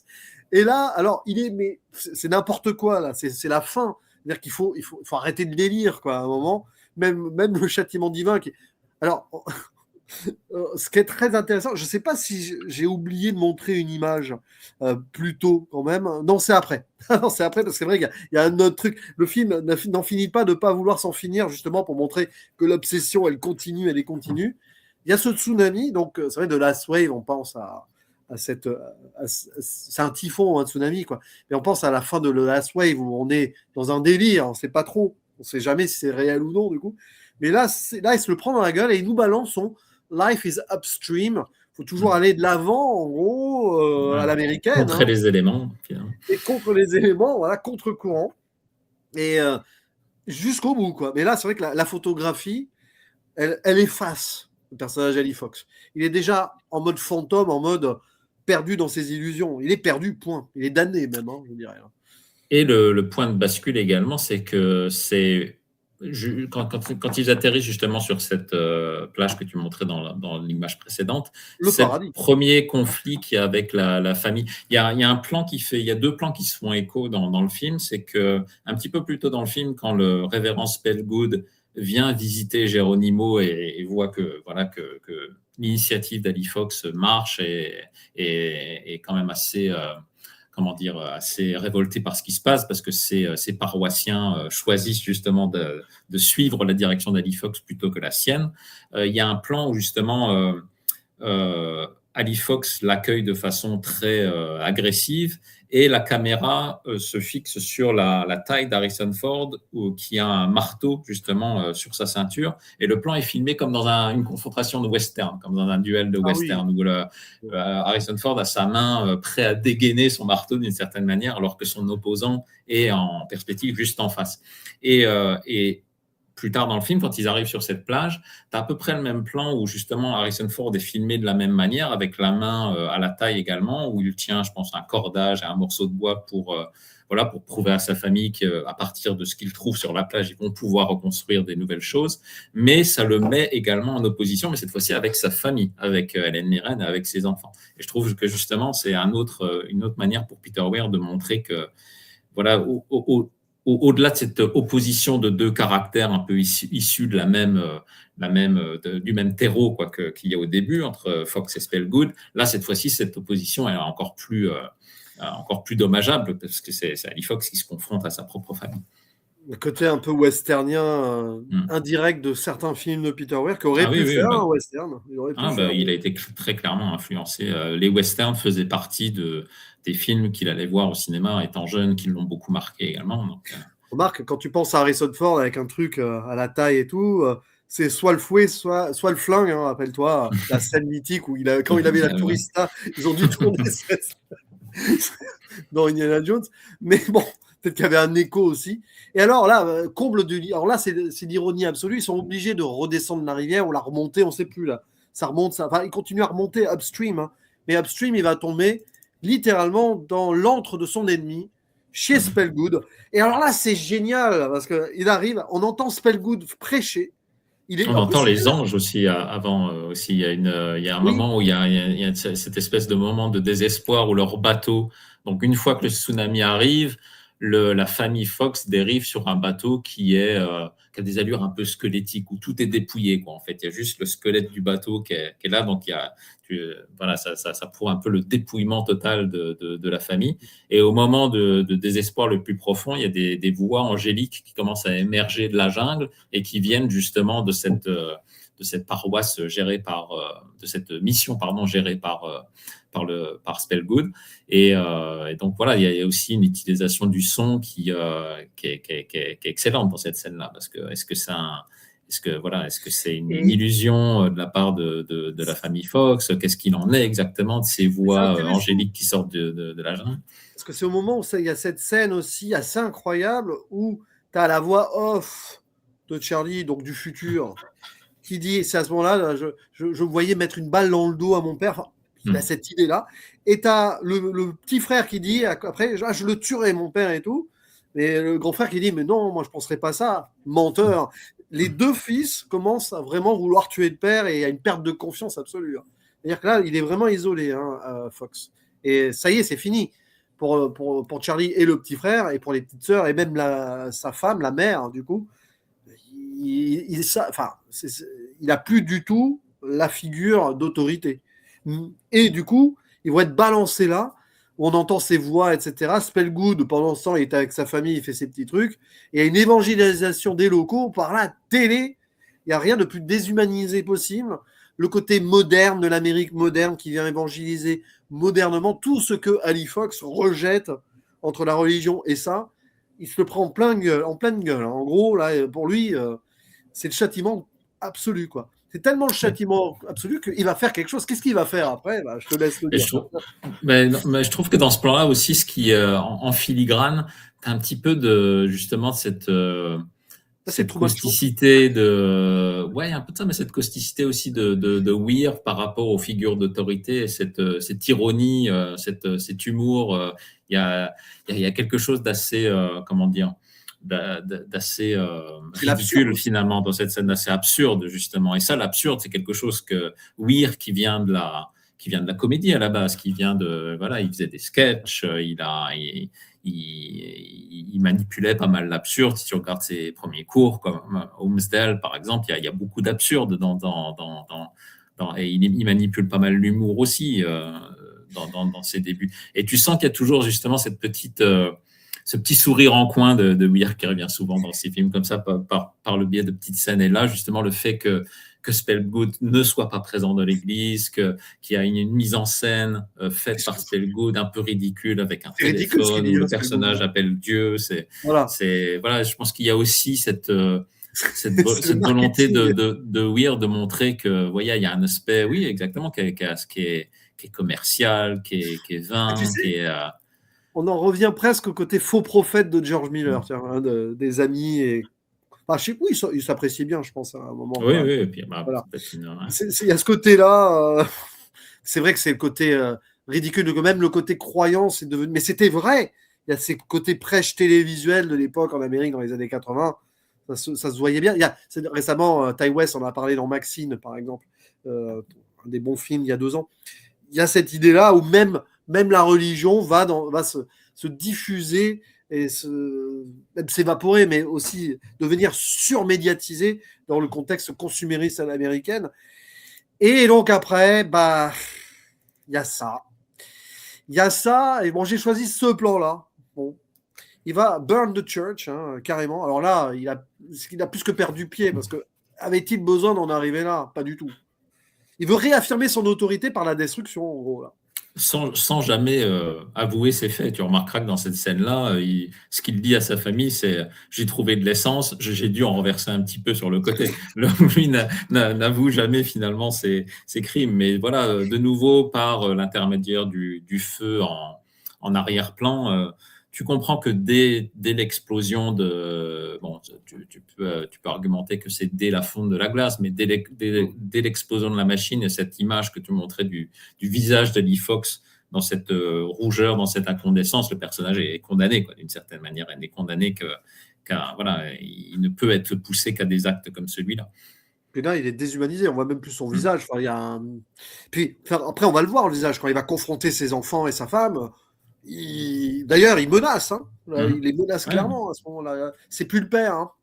Je pense qu'il est sorti de son humanité, en fait. Mais bon, là aussi, un travail. D'ailleurs, c'est un plan qui est vraiment. Il y a quelque chose de très fluide. Enfin, il faut le gérer, ce plan-là, un peu. C'est pas un contre-jour, mais. Tu vois ce que je veux dire ? Il y a un vrai travail sur l'image, là, par exemple. Ah oui, non, il y a une composition, justement, des plans, comme je te disais, des ombrages également, tout, pour mettre en opposition, voilà, j'ai justement le feu en arrière-plan et l'ombre sur le visage d'Harrison Ford, qui est assez extraordinaire. Et après, oui, on attendait que ça. De toute façon, voilà, ce genre de film-là, je me suis trompé de bouton. Je voulais retirer la photo, j'ai retiré Stéphane. C'est terrible. t'es déshumanisé, tu as été damné aussi. Ah oui, j'ai été condamné moi aussi, Mais plus emporté sérieusement, par les flammes. à ce moment-là, alors j'imagine que dans le bouquin ça va être pareil, parce que je vois pas comment ça pourrait être autrement. Bon, il va se prendre une balle dans l'eau, il va se faire traiter de communiste. Hein. C'est là, bon, communiste, pas du tout. Hein. Pas du tout communiste, c'est pas tout à fait ça. Mais bon, tout ce qui est anti-religieux à l'époque pour le révérend machin, Spellgood, c'était communiste. En plus, avec le côté du rouge, c'est très amusant quand on y pense. Parce que finalement, comme on disait, c'est la facette de la même pièce, et lui aussi, Spellgood, refuse toute figure d'autorité. Et malgré justement son image de prêcher la bonne nouvelle dans la jungle également, c'est quand même lui qui sort un fusil pour tirer sur Fox à la fin. Et il le tue pas directement, parce qu'évidemment, ça aurait été trop simple. Techniquement, il le paralyse, il va être mourant. Et c'est là où il y a une tentative de forme de rédemption. On va être sur ce bateau-là, sur les flots, où bah, forcément, il y a le seul mensonge que la famille va oser faire au père. Quand il dit, on continue upstream. Non, oui, mais pas du tout. Alors, on va vers la mer, hein. On va vers le far side of the world, peut-être autrement, peut-être dans les grandes étendues maritimes, mais ça sera un autre film de Peter Weir. Et alors, c'est marrant parce qu'il y a une sorte de... Il trouve la paix, il dit des trucs, d'ailleurs, il avoue enfin ce qu'il voulait, quoi. Il disait que la vie était plein de tournants, il voulait quelque chose de droit, enfin, il Oui, voulait voilà, il y arrondir a les angles. vraiment une déclaration. Lui, il voulait justement des lignes droites et des angles, alors que la nature est, Ouais, mais la voilà. nature voilà, est chaotique. Donc, Il voulait on revient sur un finaliser petit. l'œuvre, il voulait finaliser l'œuvre inachevée de Dieu, au moment où il dit avant. Ben, Et là, en c'est gros, un peu comme ça qu'il se qualifie tout au long du film. Je suis venu pour ça, je suis le dernier homme. Il se qualifie beaucoup comme ça du dernier homme, de seul homme capable justement de faire, de revitaliser un petit peu voilà, de remettre du sens finalement dans l'ordre du monde. Et puis finalement, voilà, il réalise que non, finalement, la nature reprend ses droits finalement à la fin. c'est ça, et c'est bon. Après, c'est une fin qui a une forme de mélancolie aussi. Il y a quelque chose de très intéressant. Ça se finit sur la voix off. Une voix off d'ailleurs, bon, qui clairement annonce une liberté possible, sans limite, pour le fils libéré du père. Mais quand on y pense, il y a bon ce dernier plan qui, on peut pas faire plus libérateur. Voilà, hop. Oui, et puis voilà, on sent que ça ouvre sur un nouvel horizon, une nouvelle largesse. Et le fils qui dit voilà, le monde semblait sans limite. Libéré de tout, libéré enfin de ce père obsessionnel, mais quand même, quand on y pense un petit peu, sans cette aventure absolue, eh ben, il n'aurait jamais peut-être connu ce monde sans limite. Ce qui est intéressant, c'est que de tout ça, de tout ce chaos, va générer une nouvelle naissance et quelque chose, un nouvel horizon, comme tu disais, pour le fils. C'était le chaos nécessaire, quoi, pour se sortir de cette famille un peu sectaire, où il ne connaissait rien du monde et de la vie, quoi. Et tout en gardant, alors il y a une phrase qui a été rajoutée, qui n'est pas dans le dialogue final. Il y a un dialogue de Charlie qui est assez similaire à la fin du livre, mais la phrase I was not afraid to love him, donc je n'avais plus peur de l'aimer, n'est pas présente dans le livre. Ça, c'est un ajout des scénaristes également, mais je pense qu'il y a aussi une volonté de garder de la figure du père quand même ces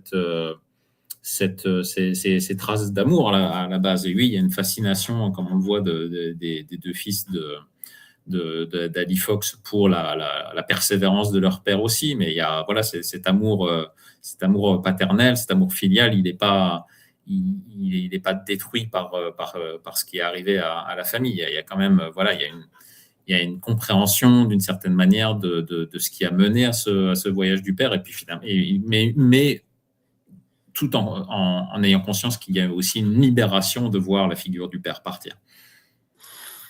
Ouais, mais c'est une belle fin. C'est une fin qui n'en est pas une. Enfin, c'est le nouveau début pour donc cette voix off qui va pouvoir vivre sa vie. Bon, malheureusement, quand on connaît la tragédie autour de River Phoenix derrière, on va penser qu'au personnage ici. Voilà, on peut conclure. Alors là, la conclusion, elle est simple. Moi, j'ai envie de postuler ça. Pouf.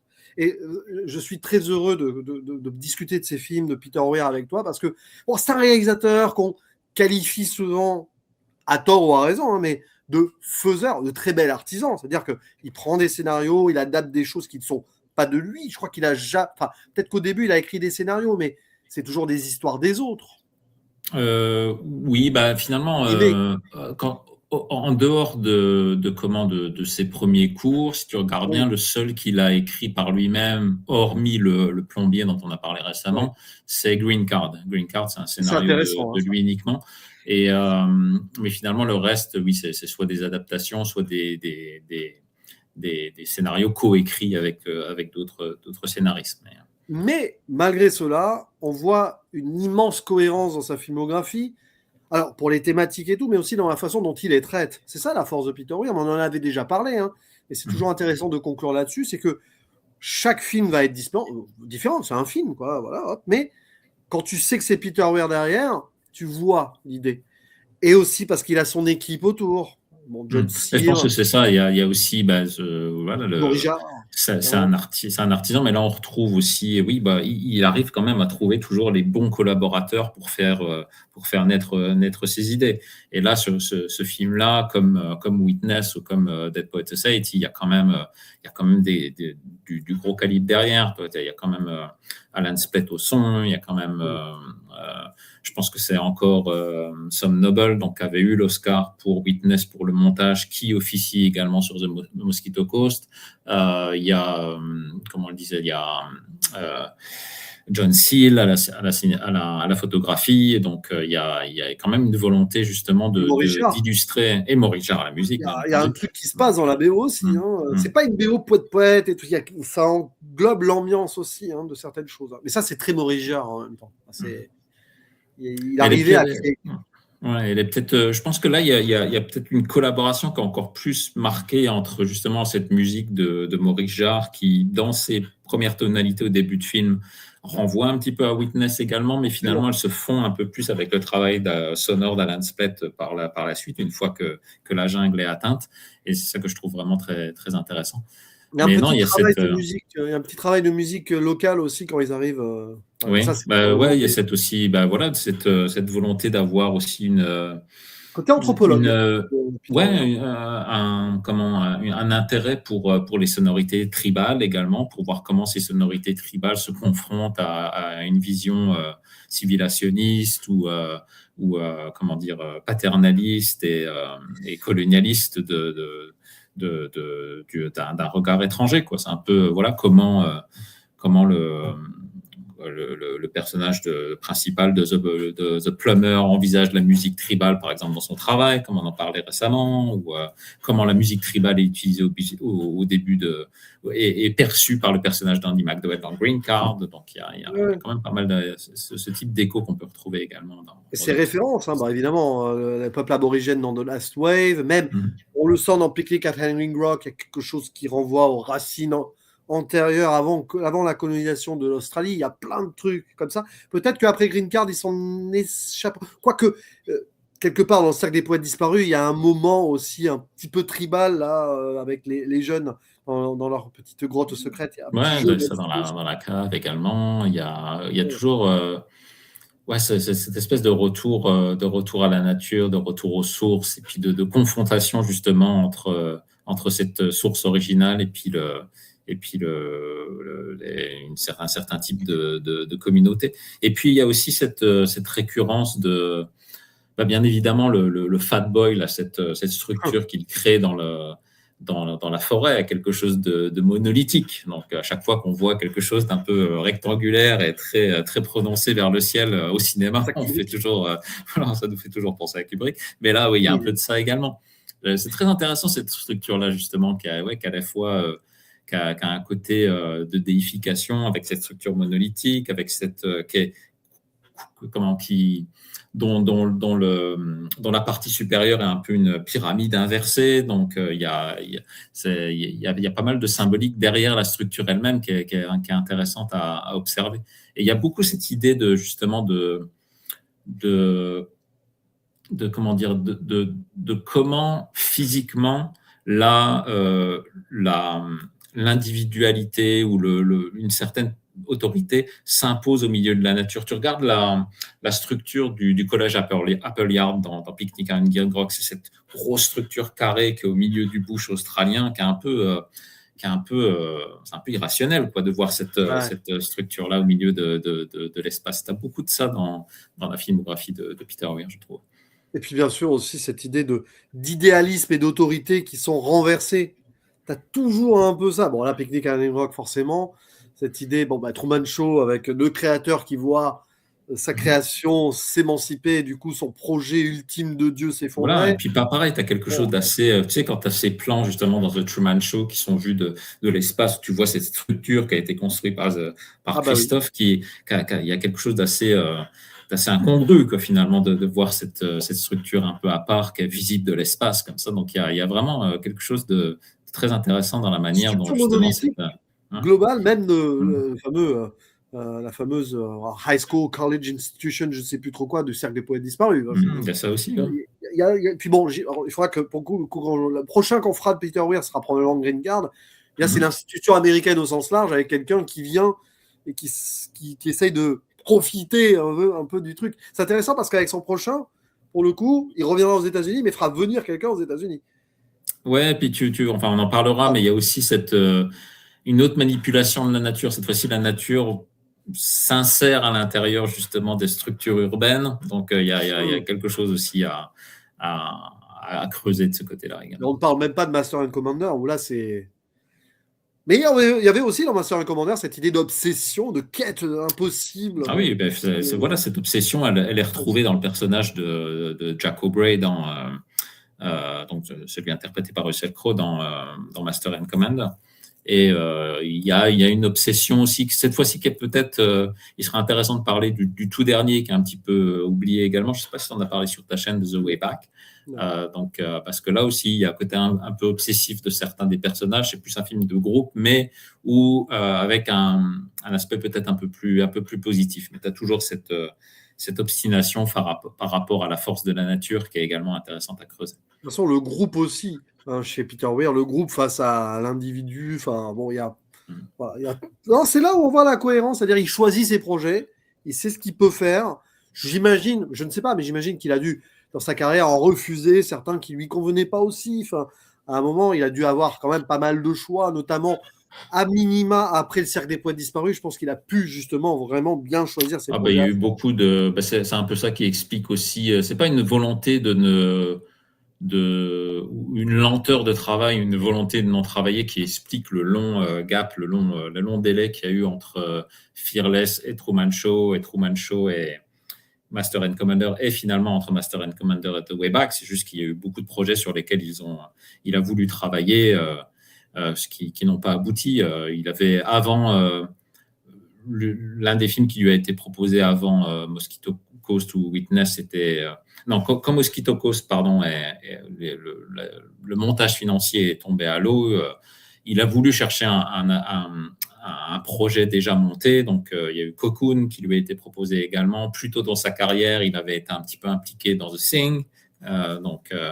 Après, il a travaillé sur des adaptations des Sorcières de Salem de King. Par la suite, il y avait un film à la fin de sa carrière avec Johnny Depp qui a été en pré-production pendant longtemps avant de s'effondrer. Donc oui, il y a eu quand même beaucoup de projets avortés qui ont émaillé la carrière de Weir. Il n'a pas voulu trop faire de la SF ou de l'horrifique. C'est intéressant, finalement. Mais bon, en tout cas, de Mosquito Coast, pas facile à dire, c'est intéressant de le voir ou de le revoir. Moi, je considère que c'est, pour le coup, une découverte. Je pense que c'est vraiment un des films les plus singuliers. Déjà, c'est intéressant de voir, comme on le disait au début, Harrison Ford dans un rôle vraiment singulier, totalement différent de ce qu'il a pu faire dans une grosse partie de sa carrière. Puis River Phoenix aussi.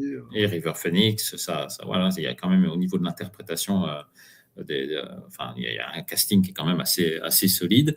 Et puis, de toute façon, c'est un film qui a été mal reçu par le public, je pense, par rapport à... Voilà, il y a la figure d'Harrison Ford et puis sa manipulation dans le film qui finalement a été un peu déconcertante. C'est des années Reagan, c'est pas facile de faire un film en 86 comme ça. D'autant moins facile avec une vedette de film justement qui montre une certaine positivité de cette Amérique-là. Donc là, il y a un truc intéressant. On parlait de Werner Herzog tout à l'heure, etc. Mais dans la production, il y a une certaine démesure, faire ça en décor naturel et tout.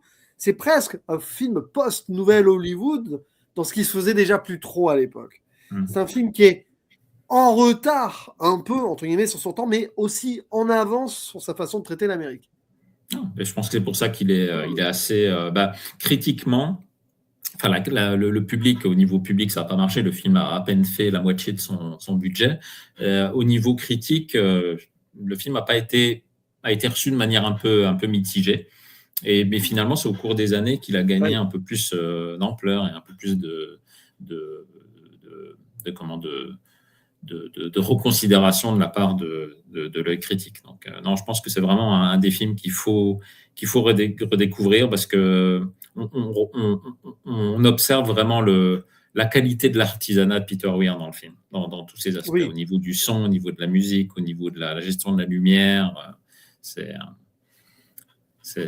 vraiment un film qui s'inscrit pleinement dans la carrière de Peter Weir. C'est assez regrettable finalement que la Cinémathèque n'a pas inclus ce film-là dans la sélection il y a 2 ans, mais espérons qu'on puisse le redécouvrir à l'occasion de ses 40 ans, que certains cinémas d'art et essai puissent le rediffuser sur grand écran, parce que c'est vraiment un film qui gagnerait justement à être revu sur une surface plus grande. Mais n'hésite pas, toi aussi, à présenter des films de Peter Weir au Québec et tout. Tu pourrais, toi, en plus. Mais j'ai déjà eu l'occasion de le faire un tout petit peu sur Picnic à Hanging Rock, au cinéma moderne l'année dernière. Mais oui, avec plaisir. J'essaye de mon côté. Avis donc aux amatrices, aux amateurs oui, on peut dire ça qui ont des cinémas. Voilà, je ne sais plus quel est le terme. Exploitants, voilà. Je cherche le terme. C'est un terme qui est moche, je trouve, mais voilà. Des passeurs et transmetteurs de culture. Voilà. Comme ça. Qui ont peut-être possédé leur cinéma, mais pas grâce à la carte donnée par un ivrogne. Cette scène, elle va rester, quand même. Il y a des trucs. Voilà. C'est un film qui joue sur le temps et les ellipses aussi. Enfin, il choisit son temps. Il y a aussi, je me demande s'il n'y a pas un petit aspect aussi un petit côté chasse au trésor, d'une certaine manière, quelqu'un qui récupère qui récupère une carte justement et ça, je me demande s'il n'y a pas une petite. Weir racontait beaucoup que, comme on l'a dit, c'est avant tout un raconteur d'histoire, Weir, et ça, cette volonté de raconter des histoires, il la tient de son père, en fait, qui lui racontait des histoires quand il était petit, juste avant de se mettre au lit. C'était quelqu'un qui...